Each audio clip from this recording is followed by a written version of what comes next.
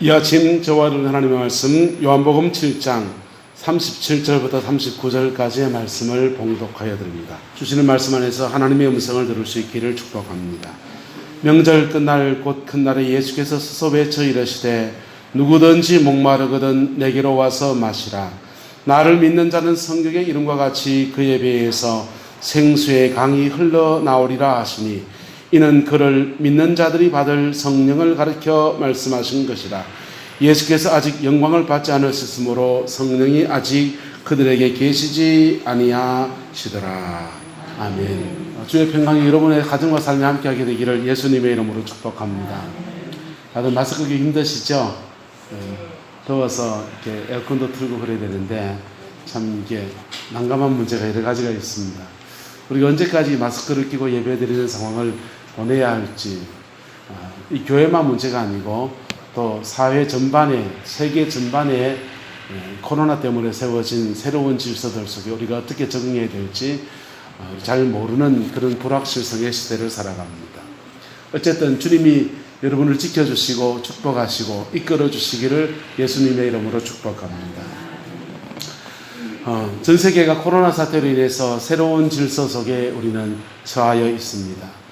공장을 베트남에 짓고 한국에서 만든 것과 베트남에 조립하는 것을 결합해서 미국에 수출하던 그런 수출 무역들, 글로벌 무역이라고 그러죠. 글로벌 무역들이 무너지고 또 도시화, 전 세계에서 100만 명 이상의 도시가 형성된 지가 그렇게 오래되지 않았다 그래요.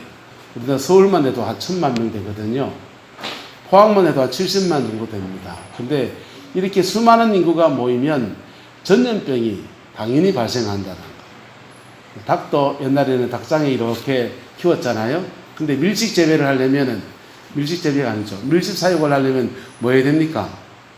사료에다가 닭을 안 키우시니까 항생제를 굉장히 많이 줘서 그렇게 조치를 취해가지고 조그마한 케이지 안에 그렇게 키우잖아요.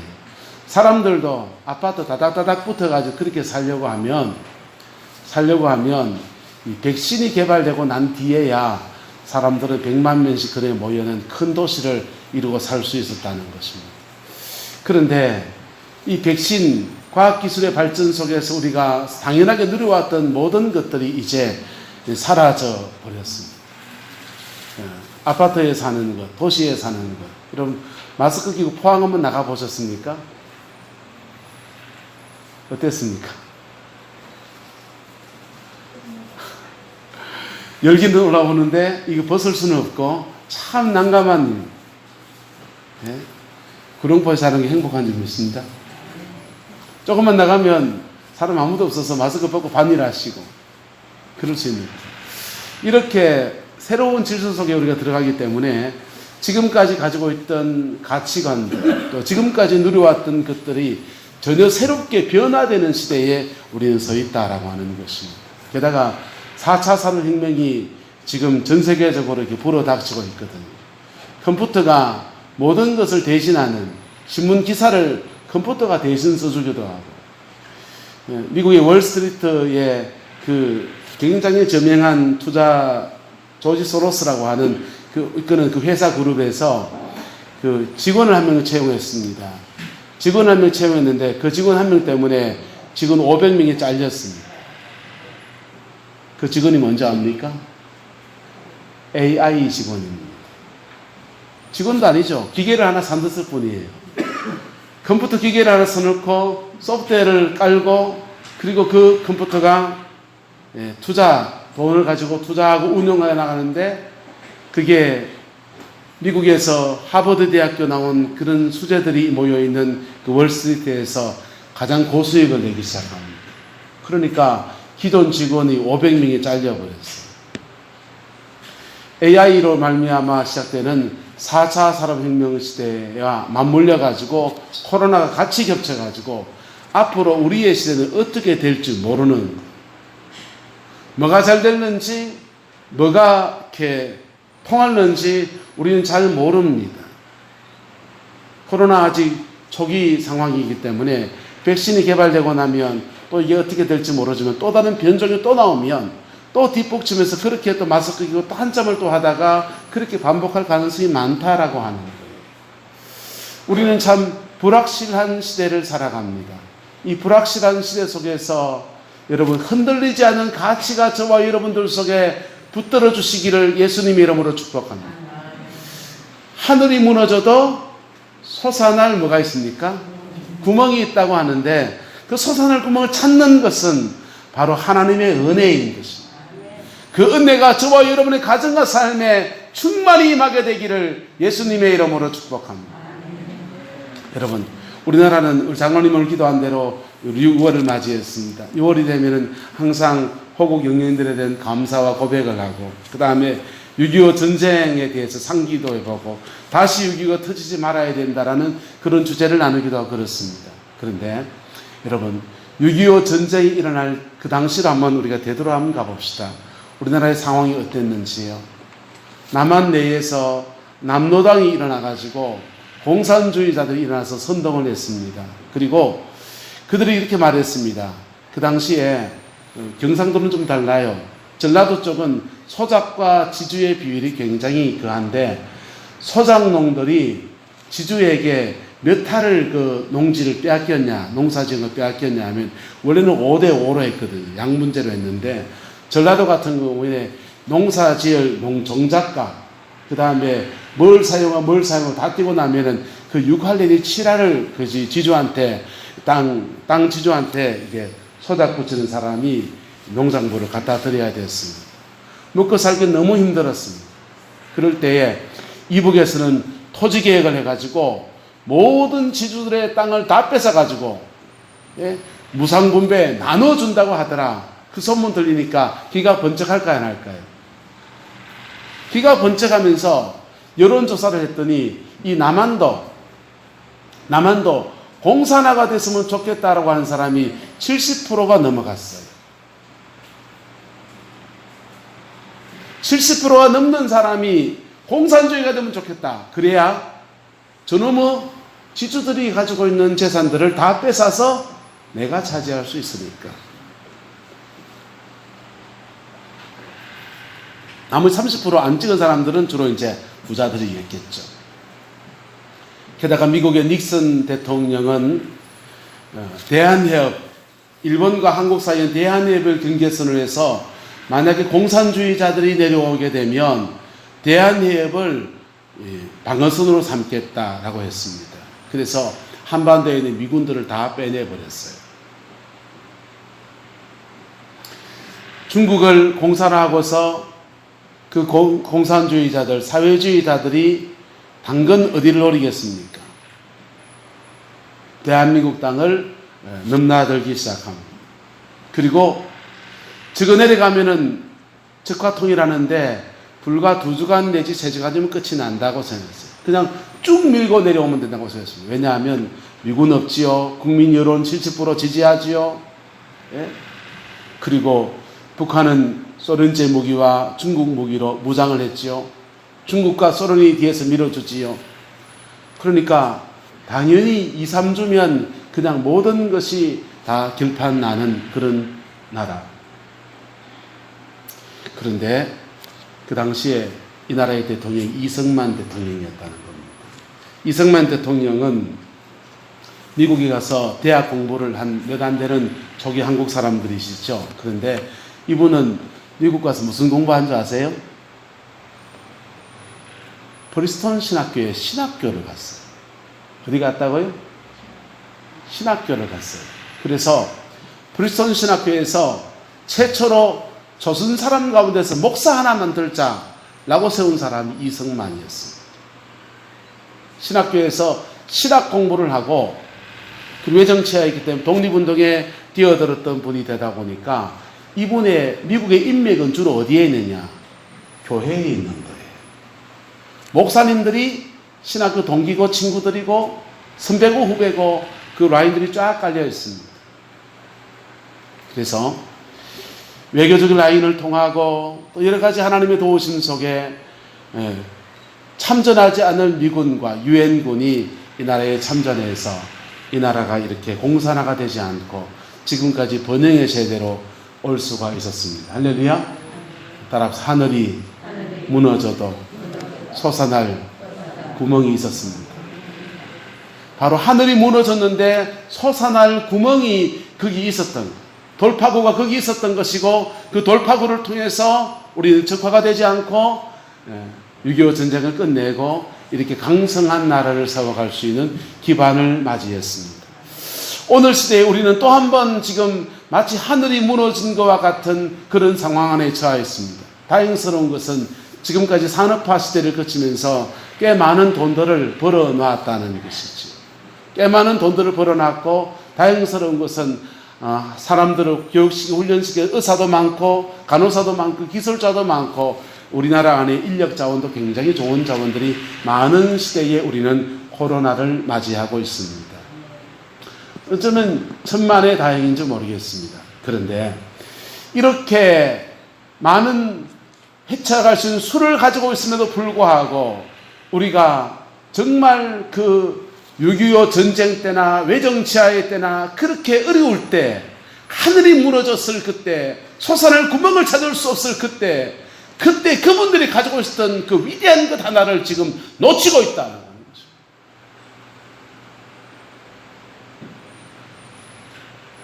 일본의 그 나라가 망하고 징용에 끌려가고 아리따운 소녀들이 위안부로 끌려가고 집에 있는 가마솥마저 뺏기고 산에 나가서 송나무 송지를 긁어다가 그거 홍출해야 되는 그런 절박한 상황, 정말 하늘이 무너져버린 그런 상황, 우리말도 잃어버리고 이름마저도 창시기명을 해서 그렇게 바꿔야 되는 그런 시대 속에서, 하늘이 무너져버린 그런 상황 속에서 그때에도 당신의 백성들, 우리 이 대한의 민족들은 다른 것 하나를 지고 있었습니다. 그게 뭔지 압니까? 따라하자. 신앙입니다. 딴 것을 다 뺏겼는데도 눈에 보이는 것은 다 사라지고 사람이 가지고 수라고 한 수들은 다 사라지고 없는데, 그때 우리가 가지고 있는 유일한 수가 하나님에 대한 믿음이었어요.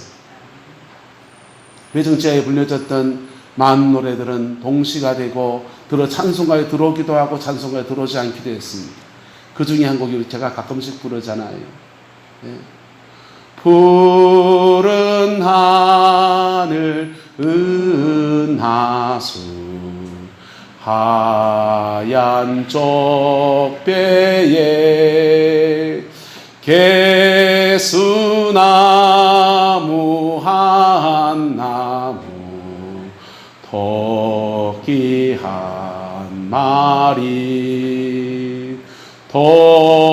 돛대도 아니 달고 삿대도 없이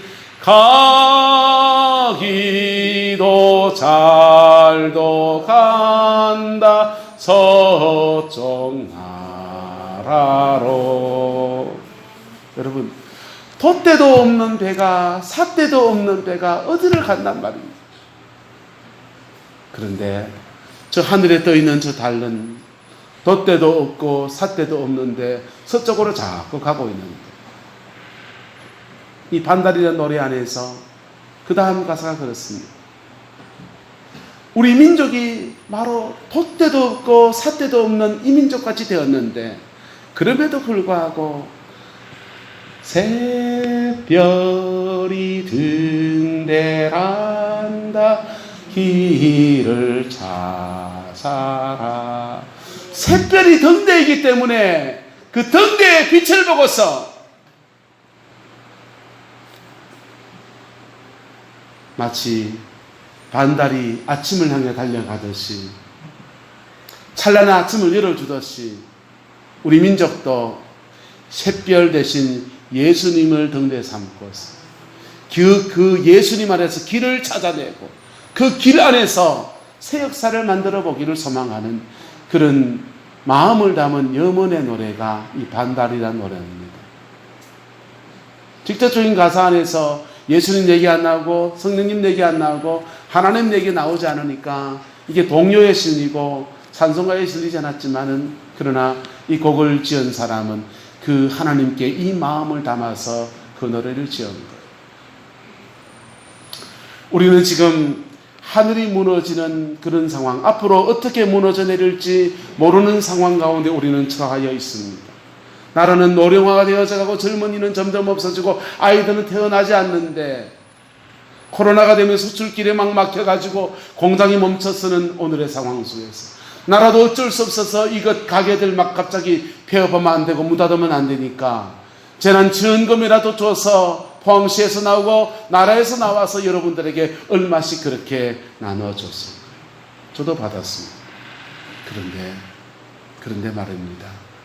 우리가 하늘이 무너져도 솟아날 구멍을 찾아내야 되는데, 우리가 알고 있는 수를 가지고서 돈 풀고 우리가 알고 있는 수를 가지고 이렇게 찾아내고 저렇게 찾아내면요, 여러분 이주저주 다 쓰다가요, 나머지 그 수술 힘이 없어질 때 여러분 뭐 하실랍니까? 여러분 뭐 하실랍니까? 집안에 무슨 일 생기면은 비상금으로 쓰려고 은행에다가 500만 원 넣어놓고 1000만 원 넣어놓기도 하고 1억을 넣어놓기도 하고 그렇게 넣어놨다 합시다. 그리고 정말 집안에 무슨 중요한 일이 터졌습니다. 그 일을 감당하려고 하니까 아이쿠, 딸내미 시집 보내는데 그 30돈 꺼내서 한 번 더 쓰고, 그 다음에 애 대학 공부시켜서 한 번 더 꺼내 쓰고, 애 집 내줘야 되니 집 한 번 어쩌다 한 번 더 쓰고, 그러다 보니 내가 늘 몸이 아팠네. 그 병원에다가 한 번 꺼내 또 한 번 꺼내 쓰고, 그렇게 다 꺼내 쓰다가 또 일이 터졌는데 주머니에 돈이 없으면 그때는 어떻게 문제를 극복해 가시겠습니까?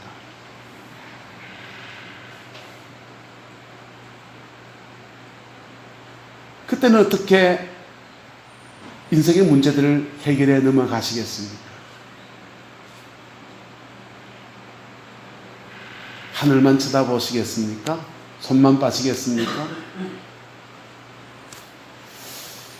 여러분, 주님 안에서 문제를 풀어가는 사람들은 인생을 그렇게 풀어가지 않습니다. 할렐루야. 주님 안에서 인생을 풀어가는 사람은 그렇게 풀어가지 않습니다. 주님 안에서 인생을 풀어가는 사람들은 문제가 만날 때마다 다시 내 신앙의 포지션이 어디에 있는가, 내가 지금 믿음 안에서 어느 위치에 서 있는가, 이것을 되찾아가고 다시 그것을 회복하는 데 초점을 둡니다. 할렐루야. 저는 몇 주간 동안 계속 고민하면서 무슨 말씀을 전해야 될까, 토요일마다 주일마다 금요일마다 머리가 싸매지고 고민합니다. 하면서 몇 주간 동안은 이 말씀을 가지고 나누려고 합니다. 우리가 회복해야 될 신앙의 터, 이 코로나 사태를 맞으면서 우리가 회복해야 될 신앙의 터가 무엇인가에 대해서 말씀을 나누어 보려고 합니다. 오늘 그 첫 번째 얘기입니다. 저와 여러분들이 이 나라의 위기, 개인의 위기, 삶의 위기 속에서 회복해야 될 신앙의 터가 있는데, 따라합시다. 옛날의 믿음을 회복합시다. 우리 선배들의 믿음의 전통들 속에 회복해야 될 중요한 것들이 있다는 것입니다. 하늘이 무너지고 솟아날 구멍이 없을 그때에도 없으면 뚫어낼 줄도 알았고요, 기도 가운데 뚫려진 그 틈들을 찾아내는 은총도 그렇게 주어졌던 것이 바로 이 민족의 역사인 것입니다. 기도한다고 뭐가 나오나? 기도하면 뭐 나와요. 땅 파도 돈 100원 안 나오지만요, 기도하면 뭔가 나옵니다. 할렐루야. 하나님 앞에서 자신을 씨름할 때에 하나님은 두 가지 일들로 우리에게 역사하십니다. 첫 번째는 환경을 여십니다. 뭐 하신다고요? 환경을 여십니다. 여러분, 우리나라가 이 6.25 전쟁이 딱 터지고 이 미국 유엔에서 이제 안전보장 이사회를 열어서 거기에서 한국전에 참전할 것인가, 유엔군을 보낼 것인가 말 것인가 결정해야 되는데, 거기에 안전보장 이사회는 미국, 중국, 소련 이렇게 되어 있어요. 영국 이런 나라들이 되었습니다. 그런데 소련 이게 만장일치되기 때문에 한 나라도 반대하면 안 되는 거예요. 근데 소련은 북한을 앞세워서 6.25 전쟁에 참전한 나라입니다. 반대해야 돼요? 반대하지 않아야 돼요? 참전을 반대해야 될 나라입니다. 그런데 갑자기 무슨 일이 생기는데 그 사람이 오지 못한 거예요. 환경을 열어주신 거예요. 할렐루야. 하나님은 우리 인생의 문제에 개입하시는데 어떤 경우에 이렇게 환경을 여셔서 막 풀어가십니다.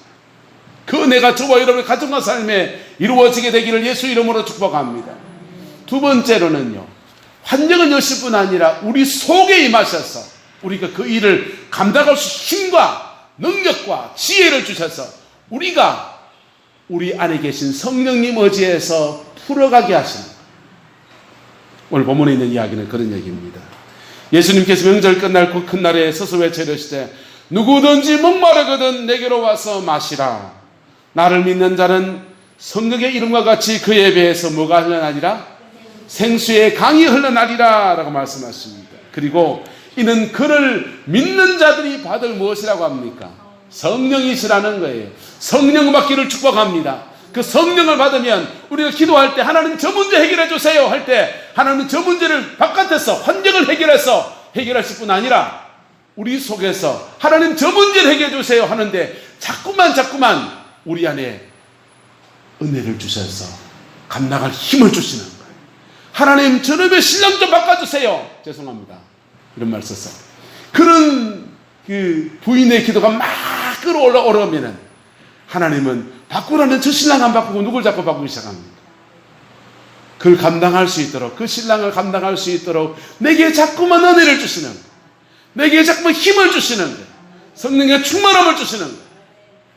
그리고 이렇게 말할 때 내가 이렇게 말해야지 하는 지혜를 자꾸 주시기 시작합니다. 마치 그와 같습니다. 마치 그와 같이 성령은 우리가 기도할 때 성령님은 우리 바깥에서 역사할 뿐 아니라 우리 안에서 나를 변화시키시고 내 안에서 내 갈급함을 해결하여 주시고 그리고 내 안에서 감당할 수 있는 그 역량을 개발시켜 주시는 은총의 역사를 허락하여 주십니다. 그게 성령의 내적 역사예요. 무슨 역사예요? 내적 역사. 성령이 밖에 역사하는 건 뭐라 할까요? 그러면요, 외적 역사. 성령이 바깥에서 환경을 움직이는 외적인 역사와 함께 저와 여러분의 내면 속에서 이렇게 역사하시는 거예요. 여러분, 똑같은 일이 닥쳤는데 어떤 사람은 시험에 들고 어떤 사람은 그걸 시험을 딛고 일어서서 앞으로 차고 나갑니다. 차이가 뭐겠어요? 그 사람 안에 그걸 딛고 일어설 수 있는 용기, 담력, 힘, 자신감, 능력, 그 내면에 있는 힘이 다른 것이죠. 내적인 힘이 저와 여러분 안에 가득하게 되기를 예수님의 이름으로 축복합니다. 오늘 성경은 이렇게 우리 안에 임하시는 성령에 대해서 말씀합니다. 그리고 39절 이렇게 말합니다. 예수께서 아직 무엇을 받지 아니하셨으므로 영광을 받지 아니하셨으므로 성령이 아직 어디에 계시지 않더라? 그들 속에 계시지 않더라. 그렇게 말씀하고 있어요. 주님은 십자가에 죽으시고 부활하셔서 지금은 다 뭘 받으셨습니까? 영광을 받으셨습니다. 그래서 오늘 예수 그리스도를 믿는 사람들에게는 주의 성령이 임하셔서 우리 속에 계시는 거예요. 우리 속에 계시는 거라. 그리고 우리 속에 계시는 성령님께서 우리가 인생의 중요한 고민을 가지고 막 기도하기 시작하면 때로는 바깥에서 그 문제를 해결하기도 하고 때로는 그 문제를 극복해 갈 수 있는 힘과 능력과 아이디어와 재능과 열정과 용기를 우리 속에서 일으켜내십니다. 이게 성령의 내적인 역사인 것입니다. 저와 여러분 안에 이것이 가득하게 되기를 예수님의 이름으로 축복합니다. 이 성령의 내면의 역사가 가득하면요, 이 사람에게는 주님은 이 동기를 이렇게 말합니다. 누구든지 뭐하거든 목마르거든 이라고 말을 합니다. 여러분, 성령이 뭐 물입니까? 마시구로. 아이고 시원타. 성령이 물입니까? 아니요. 그런데 성령이 마치 이럴 때는 우리 속에서 역사하는 성령은 생수와 같이 역사하신다. 이 영혼의 목마름을 해결하시는 은총과 같이 그렇게 역사하신다는 것입니다. 저와 여러분의 영혼 속에 이 은혜가 주어지게 되기를 예수님의 이름으로 축복합니다. 지난 주간에는 성령을 받고 성령과 교제하고 이렇게 얘기했어요. 조인규 목사님이 목회를 시작했습니다. 폐병에 걸려서 고침을 받고 너무 감사해서 신학교를 갔습니다. 신학교를 가서 최다실 목사님을 만나서 같이 이제 로방 전도를 가는데, 로방에 가서 전도하는데 똑똑하기는 그 신학교 조인규 목사님이 제일 똑똑했습니다. 그런데 최다실 목사님이 설교하면은 사람들이 막 은혜를 받아 박수를 치기도 하고, 그리고 들을 기도도 해달라 그러기도 하고, 조인규 목사님이 설교하면은 돌막 던질라 그러는 겁니다. 그래서 설교를 가만히 들어보니까 최다실 목사님의 설교는 두서도 없고 했던 얘기 또 하고 이런 얘기 저런 얘기 하다가 그냥 믿습니까 하고 끝내고 그러는데, 자기네 얘기는 논리도 정연하고 신학적으로 맞고 학문적으로 잘 정리되어 있는데 왜 내 설교는 돌밑 던질라 하고 당신 설교는 그래 들으려 합니까? 그러니까 최다실 목사님이 그러는 겁니다. 이 사람아, 자네는 성령 충만하지 않잖아. 그렇게 얘기하셨어요. 내가 무슨 성령 충만하지 않습니까? 나는 폐병에도 나왔고 병고침도 받고. 그러니까 최다실 목사님, 당신 방언하나? 하루에 몇 시간 기도하나? 그런 얘기를 하는 거예요.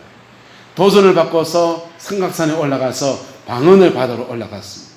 그리고 방언을 받고 성령의 은사를 체험합니다. 그리고는 이제 목회를 하는데 교회가 불일 듯이 일어나기 시작했습니다. 그렇게 교인이 3,000명이 넘어가기 시작하는데 갑자기 목사님 마음속에 공허함이 오는 거예요. 목사님, 정작 교인은 늘어났는데 당신의 마음속에 공허함이 찾아옵니다. 그래서 새벽기도 끝나고 교회 한쪽 등에 무릎 꿇고 기도하면서, 하나님, 내가 뭐가 부족합니까? 내가 병 고침 받았고 내가 성령의 은사 체험했고 내가 성령 충만을 경험했고, 근데 내가 뭐 이리 부족합니까? 그렇게 하나님께 물으며 나가는데 주님이 음성이 그에게 들립니다. 이렇게 들려요. 하나님은, 성령은 지음하신 하나님이시다. 성령이 무슨 체험의 대상이냐? 그래 들리는 겁니다. 그래서 이분이 깜짝 놀랐어요. 자신은 지금까지 성령을 체험한 것을 하나의 명찰처럼, 그리고 방언을 받은 것을 하나의 명찰처럼, 계급장처럼 가지고 있었다는 생각이 들었어요. 그리고 지음하신 하나님 그분이 내 속에 들어와 있다면, 나와 함께 하신다면 나는 무엇을 할 것인가 라고 생각이 잡혔습니다.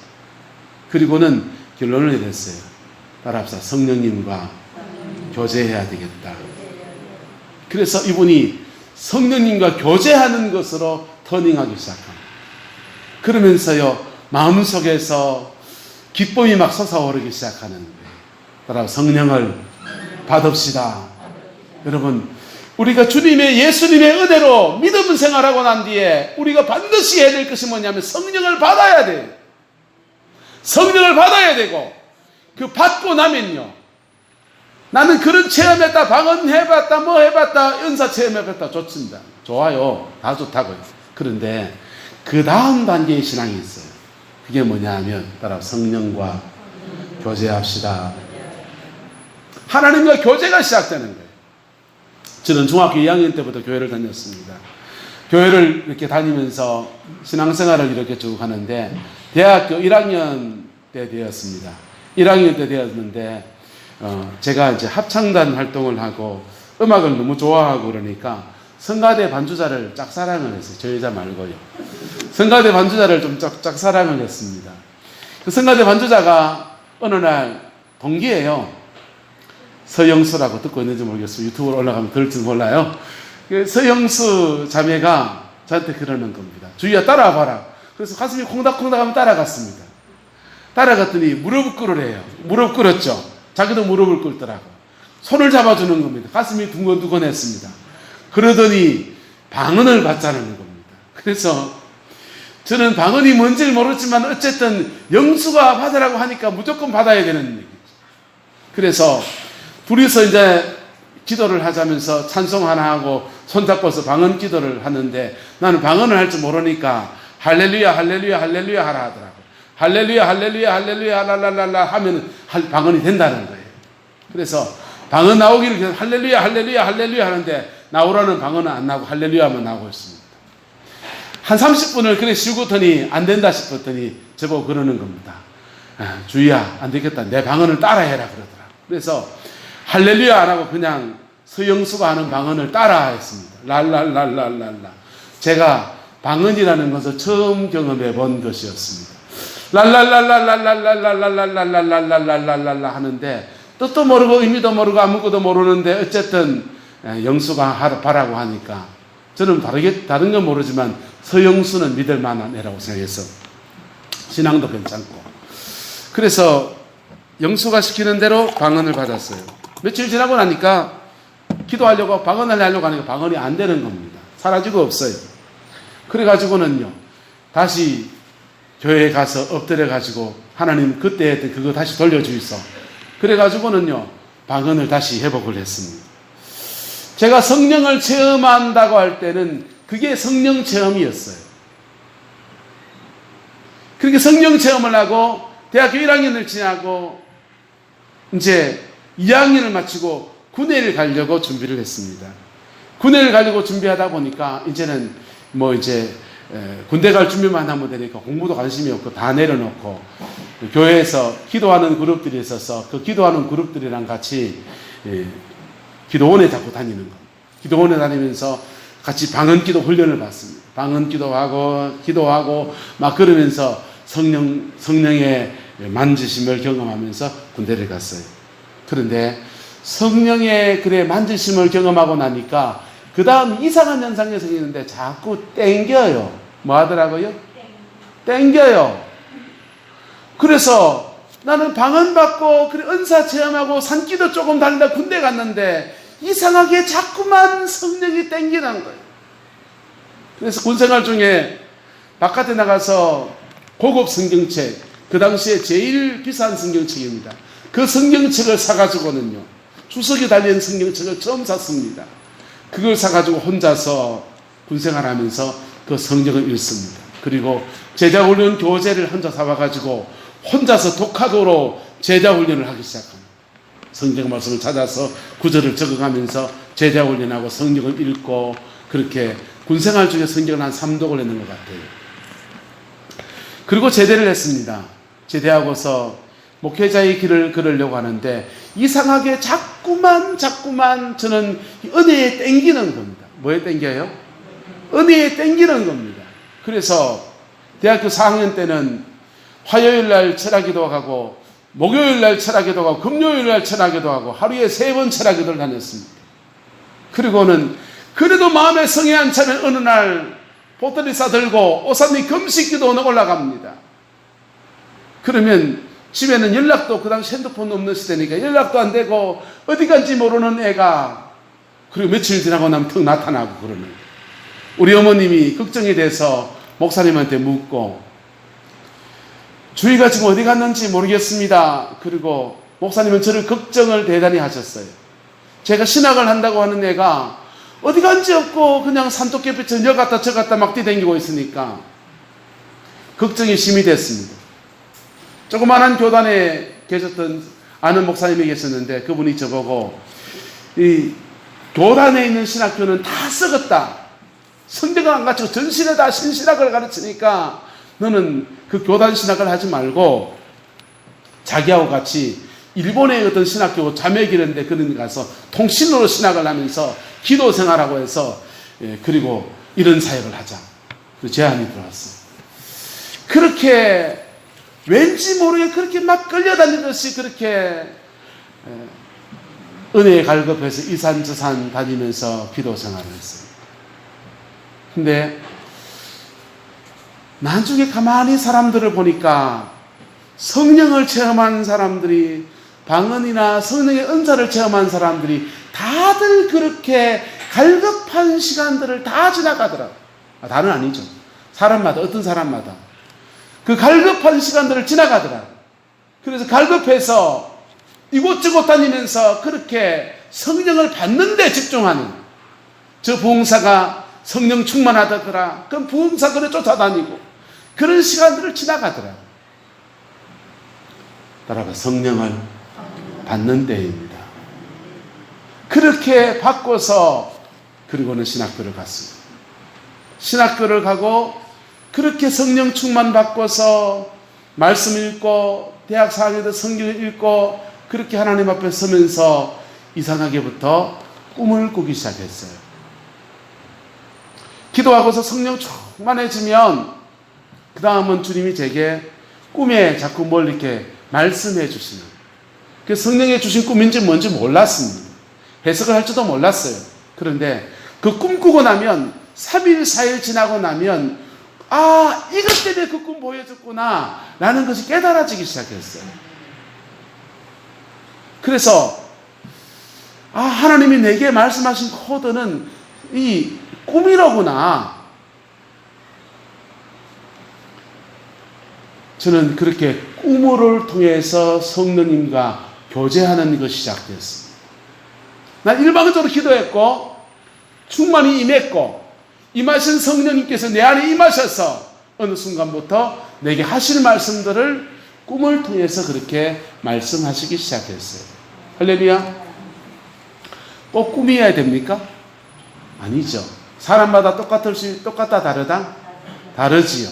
다 다를 수 있지만 어쨌든 저에게는 꿈이었어요. 꿈을 통해서 하나님이 내 인생을 이끌어 가시는 여정들을 계속해서 경험해 갑니다. 따라서 성령과 교제하는 때가 되었습니다. 처음에는 성령을 받는 때였고 그 다음 받는 것이 지나고 나니까 성령과 교제하는 때가 되기 시작했습니다. 그리고 목회를 쭉 해나가면서 또 하나 더 터득합니다. 또 하나 터득한 게 뭐냐면요, 따라서 성령과 동행하고, 성령과 뭐하고요? 동행하고. 성령님이 내 인생 가운데 동행하면서 내 삶의 잔에 함께 하시고 역사하시고 이끌어 가시는 것들을 그 다음부터 참 많이 더 경험해 갑니다. 그리고 성령 안에서 성령의 사역들을, 목회자가 돼서 주를 섬기는 사역들을 해보면서 그 다음 단계를 또 배웠습니다. 한 따라 성령과 동력하고. 네 가지 얘기했습니다. 성령을 뭐하고? 받고. 성령을 뭐하고? 받고. 두 번째는요, 성령과 뭐하고? 교제하고. 세 번째는요, 동행하고. 그 다음은요, 동력하고. 이 네 가지가 제가 성령님과 지금까지 주를 섬기는 믿음의 여정 속에서 이렇게 배워온 것입니다. 그런데 이렇게 배워가면서 중요한 고비들이 있는데, 새로운 사명을 맡아야 될 고비가 될 때가 되면 이상하게 제게는 고난이 찾아왔어요. 새로운 사명으로 넘어갈 터닝이 되면 항상은 아니, 여보 항상인가요? 많은 경우 고난이 찾아왔습니다.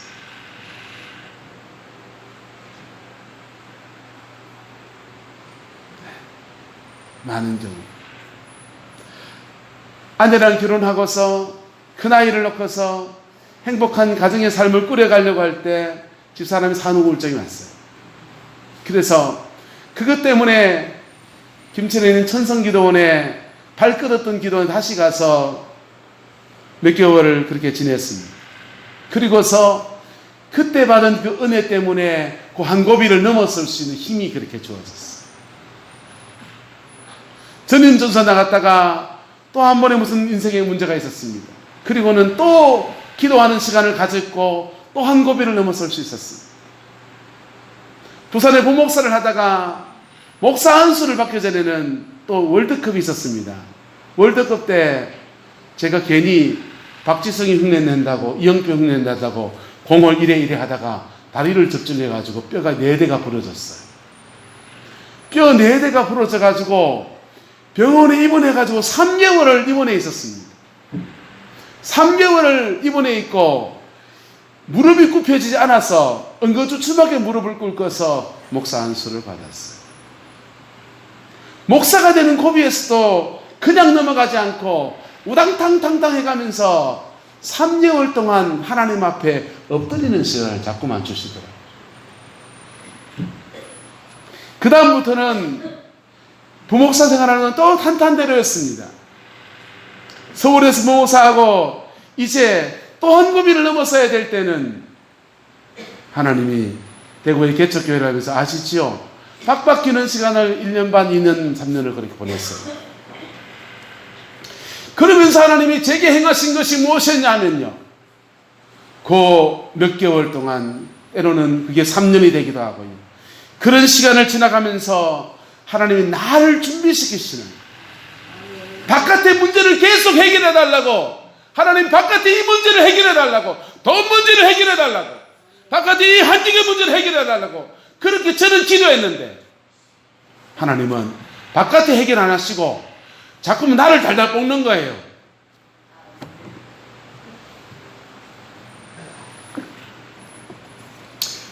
자꾸만 저를 달달 볶으시는 겁니다. 그리고서 예수님 안에서 이는 믿는 자가 받을 성령을 가르쳐 말씀하심이라 할 때 그 성령이 우리 안에 오셨는데, 따라서 충만하게 와야 합니다. 그 성령이 이미 오셨는데, 그 성령이 이미 구원받을 정도에서 오셨는데, 그런데 그 다음 사명을 감당할 수 있을 정도로 역량을 준비시키는 일을 계속해 나가죠. 저와 여러분 영혼 속에 이 성령의 임재가 충만하게 되기를 예수님의 이름으로 축복합니다. 여러분, 아마도 코로나19뿐 아니라 여러분의 인생의 크고 작은 문제들 속에서도 여러분도 아마 마찬가지일지 모릅니다. 하나님 이 문제를 해결해 주세요. 기도 좋습니다. 하셔야 됩니다. 심지어는 하나님께 전혀 기도하지 않고 누가 이거 해결해 주면 좋겠다, 누가 이거 해결하면 좋겠다, 이러시는 분도 여기 계실 수 있어요. 기도로 하나님께 풀어가는 은혜가 있게 되기를 예수님의 이름으로 축복합니다. 근데 기도로 하나님께 풀어가려고 하는 사람들에게 일어나는 현상이 뭐냐면, 해결되는 그 인간은 안 바뀌고 그 문제는 해결되지 않고 자꾸만 나를 볶는다는 거예요. 자꾸만 나를 볶는다는 것입니다. 그러면서 우리 속에서 자꾸만 성령을 충만하게 하십니다. 성령을 충만하게 하십니다.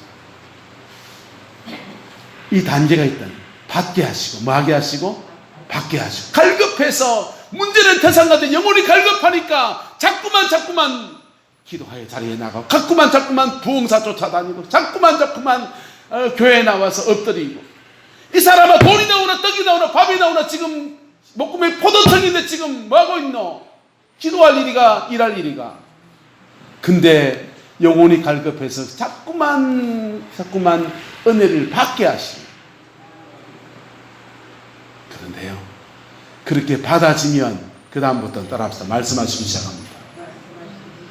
그렇게 성령을 받기 시작하면 받는 틈이 어느 정도 지나고 나면요, 갈급함을 지나서 그때부터 말씀하시기 시작해요. 교제가 시작되는 거예요. 주님과의 교제가 시작됩니다. 꿈을 통해서 말씀할 수 있고요, 성령 말씀 있다가 말씀하시고, 찬송 중에 마음에 확 와닿을 수 있고요, 어쨌든 말씀하십니다. 주님과 교제할 때입니다. 뭐 할 때입니까? 주님과 교제할 때입니다. 할렐루야. 옆 사람에게 축복합시다. 성령을 받읍시다. 성령과 교제합시다. 그렇게 교제하기 시작하면요, 그 다음부터는 여러분의 생활과 삶의 자리 안에서 성령님이 동행하시기 시작해요.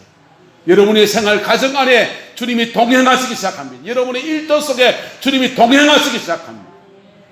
그래서 그 일들 속에서 주님과 함께 행하면서 문제를 뚫고 나가고 해결해 나가고, 그리고 하늘이 무너진 속에서 솟아날 구멍을 찾아내는 지혜를 주시기도 하고, 그렇게 인생의 길을 이끌어 가시는 거예요. 이 민족이 그 여정을 걸어온 것입니다. 그리고 그렇게 동행하던 것 속에서 주님이 내 삶을 만져준 것에 감사해서 주께 헌신할 때에 하나님이 나를 통해서 또 다른 사람을 만지고 또 다른 사람의 영혼에 도전을 하고 성령과의 동력이 일어나는 거예요. 저는 목사 안수를 받았더니 어느 날 갑자기 동력이 된 게 아니었어요. 신학교를 졸업하고 교회 전사로 부임했더니 주님과 동력이 된 게 아니었어요. 졸업장하고 아무 상관이 없었습니다. 주님은 이 네 가지 단계 안에서 네 가지 신앙의 단계 안에서 내가 받아야 될 때는 어디로 이끄시고 받게 하시고 뭐하게 하시고 받게 하시고 받은 성령을 충만히 받아서 이제 또 그 멘토 밑에서 가서 은혜 좀 더 받고 싶고 그랬는데 발목을 딱 잡아놓는 거예요. 어디에? 성광교회예요. 이 새벽기도 제가 빠지면 인도해 줄 사람 흔들어 보였어. 없잖아요. 발목이 딱 잡혔잖아요. 꼼짝달싹도 못하게 하시고 여기 뿌리 박게 하시고 그리고 여기서 채우고 여기서 채우고 가면서 영적인 자생력을 계속 길러주세요. 그때부터는 성령님과 뭐하게 하시고 교제하게 하시고 뭐하게 하시고 교제하게 하시고 여러분은 이 네 가지 단계 안에서 지금 여러분의 영혼의 성도는 어느 정도에 지금 와 있습니까? 여러분의 영혼의 내면은 지금 성령의 이 네 가지 가운데서 어느 단계에 와 있습니까?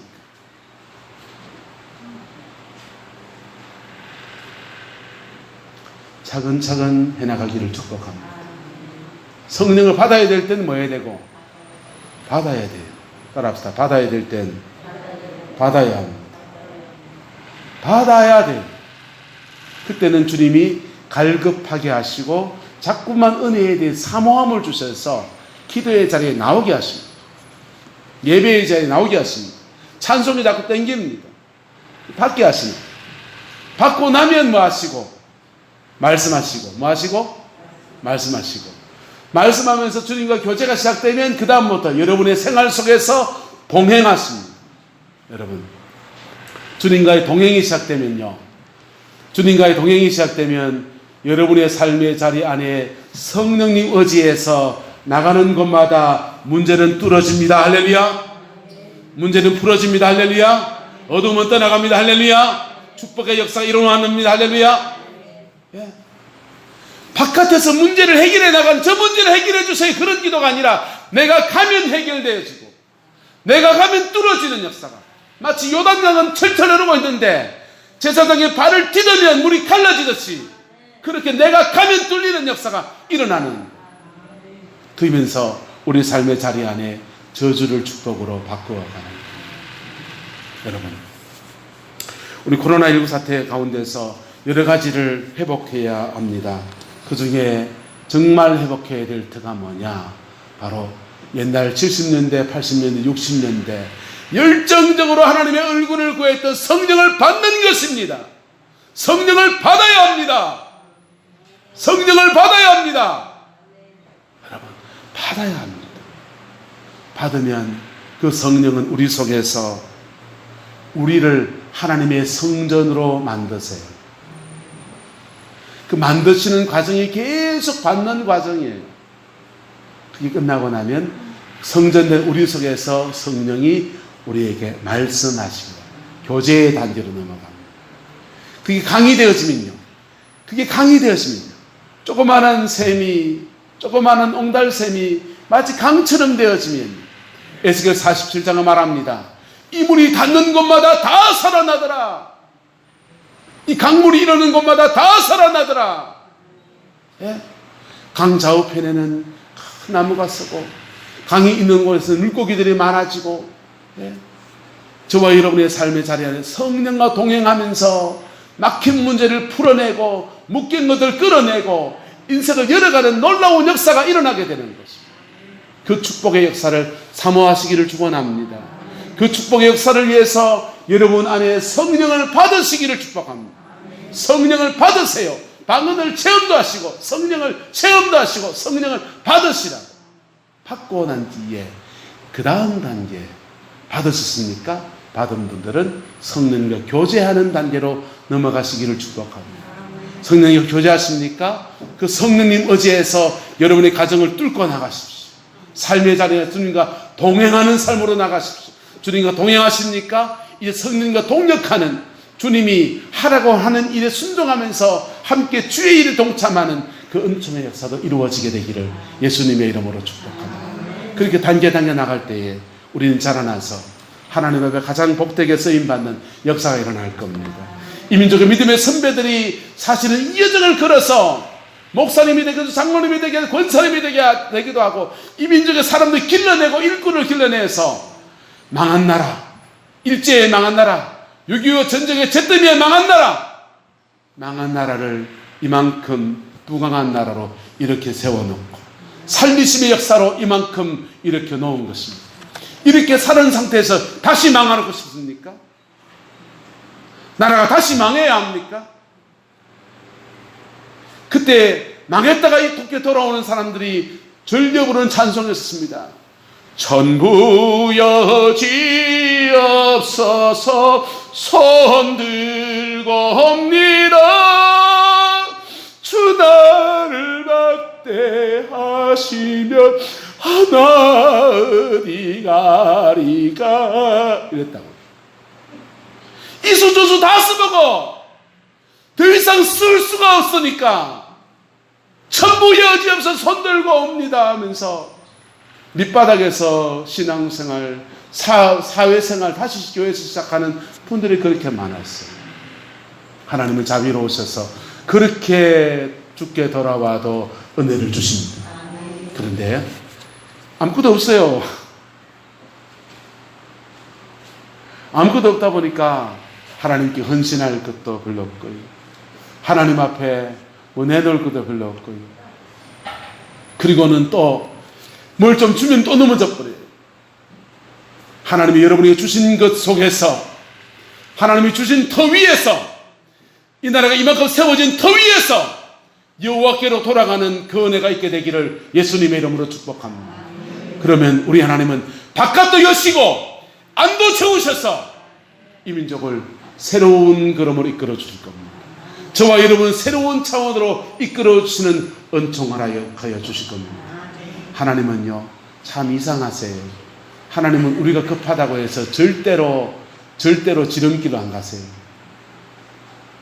단추가 잘못 끼었으면요, 잘못 낀 단추 다시 차근차근 끼워서 가시는. 아무리 급해도 단추를 거꾸로 끼울 수 있습니까? 없습니까? 그래서는 안 가는 거예요. 차근차근 하시는 거예요. 여러분, 성령을 받고 성령과 교제하고 성령과 동행하고 성령과 동력하는 이 믿음의 여정을 차근차근 걸어서 하나님 앞에 가장 복되고 아름다운 인생으로 남은 생에 세워지게 되기를 예수님의 이름으로 축원합니다. 기도하겠습니다. 좋으신 아버지, 오늘 주의 말씀 앞에 섭니다. 피 묻은 십자가의 영광이 우리와 함께 해주시고 하나님의 그 신실함으로 응답하여 주시옵소서. 아버지, 주의 백성들에게 성령을 부어주옵소서. 주의 백성들에게 성령을 부어주옵소서. 그 충만함을 부어주시고 아버지의 그 신실함으로 응답하여 주옵소서. 여호와께서 함께해 주옵소서. 이렇던 믿음의 선배들의 신앙의 전통을 회복할 수 있게 하시고 예수님 안에 새롭게 되어지는 은혜가 있게 인도하여 주옵소서. 주께서 함께해 주시기 원합니다. 지금은 우리 구주 예수 그리스도의 은혜와 우리 하나님의 그 크신 사랑과 성령 하나님의 내주 교통하시며 우리의 삶을 안과 밖에서 역사에 이끌어가시는 그 놀라운 역사가 오늘 믿음으로 예배를 드리고 주의 얼굴을 구하는 성광의 모든 성도들 위에, 가정과 삶의 모든 자리들 위에 지금부터 영원토록 함께 계시기를 간절히 축원하옵나이다.